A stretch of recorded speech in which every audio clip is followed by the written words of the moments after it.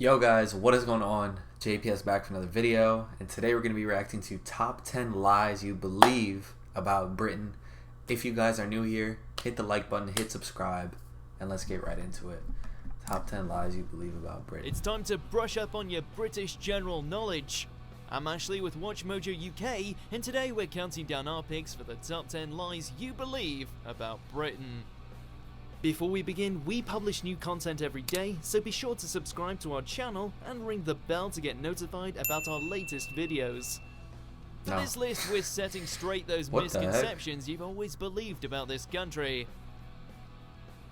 Number 10. All swans are property of the Queen. We've all been brought up to believe that all swans belong to the Queen, and therefore harming them or eating them is a big no-no. However, one 5-year-old swan enthusiast wrote to the Queen asking if she could have one, and the response she got surprised us all. A representative wrote back debunking the common misconception that seems to date back to the 12th century. The monarch actually only owns all unmarked mute swans in open water around certain areas of the River Thames and Windsor. Every year, local children are invited to witness the swan-upping event, which helps keep track of the birds.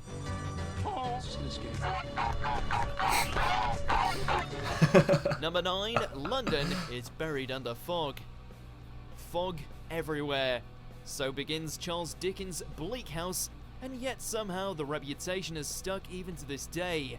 Due to the Industrial Revolution during the 19th century, Londoners did see an average of 63 foggy days per year. Damn. And in 1952, the Great Smog was said to have killed around 12,000 people. Smoke from the capital's chimneys is being trapped at street level, which is aggravating the fog. Nowadays, you'll actually find that London, or anywhere else in the UK really, doesn't even cut the top 10 foggiest countries around the world, with Grand Banks, Newfoundland, Canada taking the top spot. Once coal fires were banned, London saw less fog, and today it's not as common as you would think. Number 8. It's still rainy and cloudy though, right? Lady Godiva rode naked on horseback. What the Lady Godiva wasn't just a made-up figure from a Tennyson poem or a delicious brand of chocolate. In Tennyson's versions of events, Lady Godiva rode naked on horseback through the streets of Coventry in response to her husband Leofric's oppressive tax. In reality, there are some sources that suggest that her lord husband requested she do just that, but there is insufficient proof that she followed through, with most historians insisting that it never happened. This story only started making the rounds around 100 years after her death, and by a monk whose storytelling didn't always adhere to the truth. Number 7. Great Britain, the UK, and England as synonyms. No. For England, James? No. For me. Getting this wrong is a surefire way to make enemies across the UK. Yo, honestly, I gotta say something. This is like the biggest thing Americans get wrong. And I reacted to a video explaining the differences between them, if you want to check that out. But I'm telling you, people they think they're synonymous. They just use them interchangeably in sentences. It's crazy. Getting this wrong is a surefire way to make enemies across the UK. Just try asking a Scot what part of England they're from. Go ahead, I dare ya. That would be a problem. Great Britain is an island made up of England, Scotland, and Wales. Great Britain and Northern Ireland together make up the United Kingdom. Emphasis on the Northern. Yes, that's another border you don't want to mix up. We'd also tell you about the Channel Islands, British Isles, Isle of Man, and so on. But we suggest you get your head around the basics first, and then we can talk.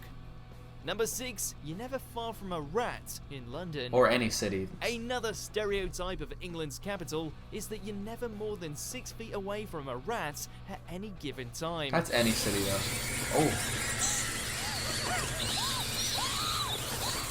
Oh. Now, London is approximately 1,572 kilometers squared, and there are around 10.5 million rats in the UK. Damn. It's possible that a former Minister of Agriculture invented this little rumour to promote hygiene in homes, which makes you wonder just how bad things must have been. According to Dr. Dave Cowan, The truth is that you're more likely to be around 50 meters away from a rat at any time. Sounds a lot less disgusting now, right? Number 5, Richard III was a bad guy. Chances are, if you grew up in the UK, you were taught about the villainous Richard III, who walked around with a limp and had a hunchback.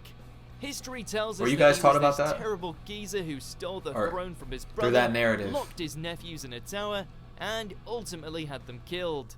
But in reality, when his reign came to an end, the Tudor dynasty took the throne. And let's just say that historians decided to record things a little differently. Shakespeare may have played his part in this retelling of events too.